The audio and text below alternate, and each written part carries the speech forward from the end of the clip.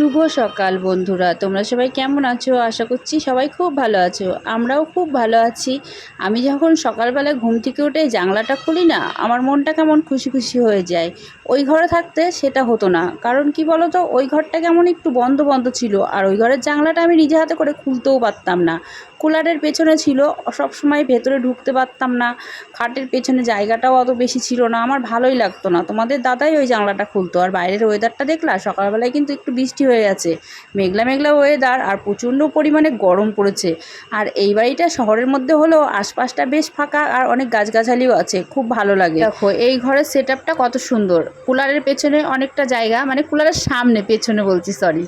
তো দেখো কুলারটাকে আমি একটু এগিয়ে নিয়ে জানলাটা খুলে পর্দাটা তুলে দিয়ে আবার কুলারের জায়গাতে কুলারটা রাখতে পারবো। তো আমি এখন রাখলাম না, আমি ঘরটা ঝাড় দেবো, সেই জন্য আমি কুলারটাকে ফাঁকা করেই রাখলাম।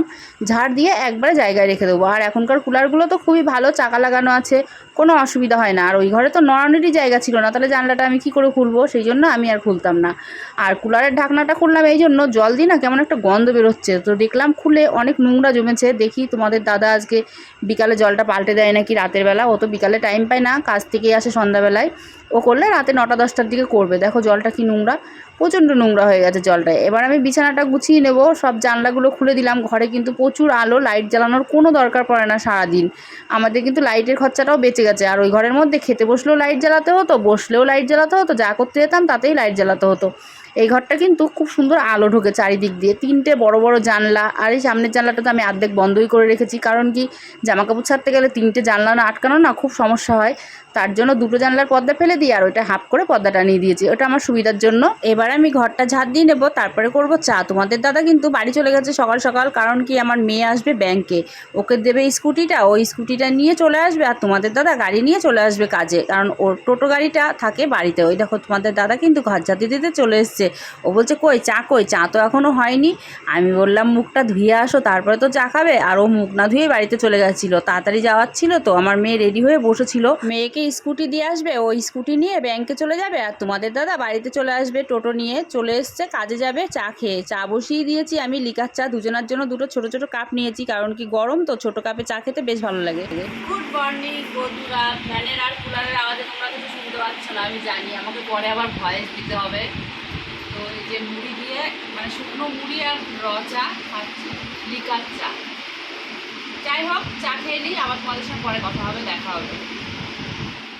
মেয়ে ব্যাংকের থেকে কেওয়াইসি ফর্ম নিয়ে এসছে, ফর্ম ফিল আপ করে জমা দিতে হবে। ও ফর্মটা ফিল আপ করছে, ততক্ষণ ভাবলাম আমি শাকগুলো বেছে নিই। এই শাকগুলো আমি গতকাল এনেছিলাম, কেমন শুকনো শুকনো হয়ে গেছে। শাকগুলো বাছতে বাছতে ওর ফর্ম ফিল আপ করা হয়ে যাবে, তারপরে আমরা দুজনা চলে যাব ব্যাংকে।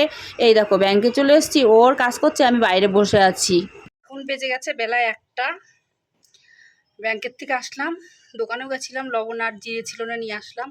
ওয়েদার মেঘলা মেঘলা, এত গরম, প্রচণ্ড গরম, গরম না সহ্য করা যাচ্ছে না। দেখো ওয়েদার পুরো মেঘলা, একটু রোদ নেই, আর প্রচণ্ড গরম। এখন আবার রান্না করতে হবে, রান্নাটা করে নিই, রান্না করতে শুরু করি, তারপরে তোমাদের সঙ্গে কথা বলবো। চাল ধুয়ে ভাতটা চাপিয়ে দিয়েছি, এবার ডাল বসাবো। ডালটা ধুয়ে নেবো আগে, মুসুরির ডাল রান্না করব, আর করব শাক ভাজা, আর তার সঙ্গে দেখি কিছু ভাজা টাজা করতে হবে। তো ডালটা ঢেলে নিয়ে মনে হলো একটু কম কম হয়ে যাবে, আবার পুরো ডালটা ঢেলে নিলাম, নিয়ে আমি পুরো ডালটাই আজকে রান্না করে নেবো।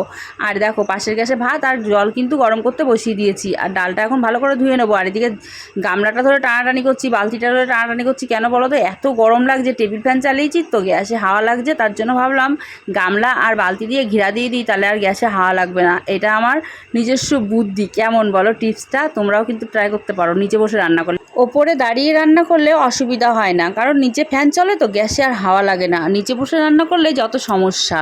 তো এদিকে দেখো ডালটা ধুয়ে কিন্তু আমি ডালটা বসিয়ে দিলাম। আর মুসুরির ডাল দিয়ে কিন্তু কলমি শাক খেতেও খুব ভালো লাগে। তোমাদের দাদা আবার পছন্দ করে না শাক দিয়ে ডাল, শাক দিয়ে মাছ, আমার কিন্তু বেশ ভালো লাগে শাক দিয়ে মাছ খেতে, শাক দিয়ে ডাল খেতে। আমি কিন্তু আরও 1 আঁটি শাক কিনে নিয়ে এসেছি, কারণ কি বলো তো, বাজারে গেলে না শাক দেখলে আমি লোভ সামলাতে পারি না। তো দেখো রান্নাবান্না কমপ্লিট করে ঠাকুরের বাসনগুলো চকচকা করে মেজেছি, পিতমবাড়ি দিয়ে মেজে আমি কিন্তু ঠাকুরের সেবা দিয়ে দিয়েছি, খুব সুন্দর করে পরিষ্কার করে মেজেছি। কিন্তু ফুল ছাড়া পুজো দিতে হয়েছে, বাজারে গেছিলাম, একটু মনে ছিল না ফুল আনার কথা। ভিজা গায়ে পুজোটা দিলাম, কিন্তু তবু না ঘেমে যাচ্ছি, ভিজা গায়েও ঘেমে যাচ্ছি। কেবলই নাইটিটা ছাড়লাম, প্রচণ্ড গরম, সহ্য করা যাচ্ছে না। আর কি রান্না করলাম চলো তোমাদের সঙ্গে একবার শেয়ার করে দিই। আর এখনও তোমাদের দাদাভাই আসেনি, কটা বাজে দাঁড়াও দেখি, 4:12 বাজে, এখনও আসেনি। ও আসবে তারপরে খাওয়া দাওয়া করবো, ততক্ষণ একটু হাওয়া খাবো, মানে কুলারের নিচে একটু রেস্ট নেবো। তোমাদের আগে দেখিয়ে দিই কী রান্না করেছি। খুব কষ্ট হয়ে যাচ্ছে, এত গরম। এই দেখো, শাক ভাজা, পটল ভাজা, আর এখানে হচ্ছে মুসুরির ডাল পেঁয়াজ দিয়ে, আর এই যে ভাত। এখন খাবো না, একবারে ও আসবে তারপরেই খাবো। এখন একটু খাবো আগে, খাওয়ার প্রয়োজন, ভাতের প্রয়োজন না। লাইট ফাইট অফ করে দিলাম, একটু শুবো। যতক্ষণ না আসে ততক্ষণ একটু শুয়ে থাকি। ও আসলেই আবার উঠতে হবে, একটু রেস্ট করে নিই। শুনলাম নাকি আগেকার দিনে বড়রা খেত, তারপরে বউরা খেত। এখন তো আর সেটা হয় না, কাউকেই দেখি না করতে, আমিও করি না। কিন্তু সেই 4টের থেকে ফোন করছি তোমাদের দাদাকে, এখনও পর্যন্ত সে বাড়ি আসলো না খাওয়ার জন্য। এখন বাজে 5টা কত দাঁড়াও দেখে নিই একবার। 5টা 16 বাজে। আমার এত খিদে লেগে গেছে, আমি আর থাকতে পারছি না। লাস্টে বাধ্য হলাম ভাত খেতে। এই যে এখন এই যে খেতে বসলাম, আর ভাল লাগছে না। চোখে ঘুম, রাতে ঘুম হয়নি, 3টের সময় ঘুমিয়েছি রাতে। খেয়ে দে একটু ঘুমাবো ভাবছি। চলো খাওয়া দাওয়ার পরে দেখা হবে। ছোট্ট করে একটা কথা ক্লিয়ার করে দিই তোমাদেরকে। তোমাদের মনে হতে পারে আমার মেয়েরা কি খায়। আমি কিন্তু প্রত্যেক দিন যে মেয়েদের রান্নাবান্না করে দিয়ে আসি, গত 2 দিন ধরে আমি যাচ্ছি না, তবেই কিন্তু তোমাদের ভিডিওটা দিতে পারছি। আর আমার মেয়েরাই বলেছিল তুমি যদি ভিডিও বানাতে চাও তাহলে ওই বাড়িতে থাকলে থাকতে পারো। ওদের কথা শুনেই আমি 2 দিন ধরে এই বাড়িতে আছি। এই 2 দিন ধরে ওরা দুজনাই রান্না করে খাচ্ছে। ওরাও কিন্তু খুব সুন্দর রান্না করতে পারে। রেডি হয়েছিলাম শাড়ি পরে ভিডিও বানানোর জন্য। ভিডিও বানানো মোটামুটি হয়ে গেছে, এখনও 2-3টে বাকি আছে। রিলস বানাচ্ছিলাম আর কি। তো এখানে খাওয়ার চলে এসছে, আমাদের খাওয়ার খাবো। আমার মেয়েরা আমার জন্য খাবার নিয়ে এসছে। আর এইদিকে তোমাদের দাদা ভাই দেখো ভিডিও বানাচ্ছে শুয়ে শুয়ে। ও শুয়ে ছাড়া ভিডিও বানাতে পারে না, সবসময় শুয়ে শুয়ে ভিডিও বানায়। কুড়ে লোক তো। কাকে ঝাঁটা মারবে, তোমাকে? আমাদের খাবার সন্ধ্যার টিফিন।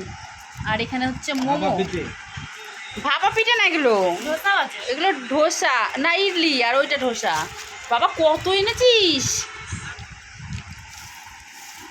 এই ভিডিওটা তোমাদের কেমন লাগলো অবশ্যই কমেন্ট করে জানিও। ভালো লাগলে একটা লাইক করে দিও, সবাই ফলো করো, আর ইউটিউব চ্যানেলটাকে সাবস্ক্রাইব করে দিও। বলো বলো কি দেখবে, বলো কি দেখবে, বলো কি দেখবে। জল খাওয়া। তোমার জল খাওয়া দেখবে শুধু, আর কিছু দেখবে না? না, জল খাওয়া দেখিয়ে দিলাম।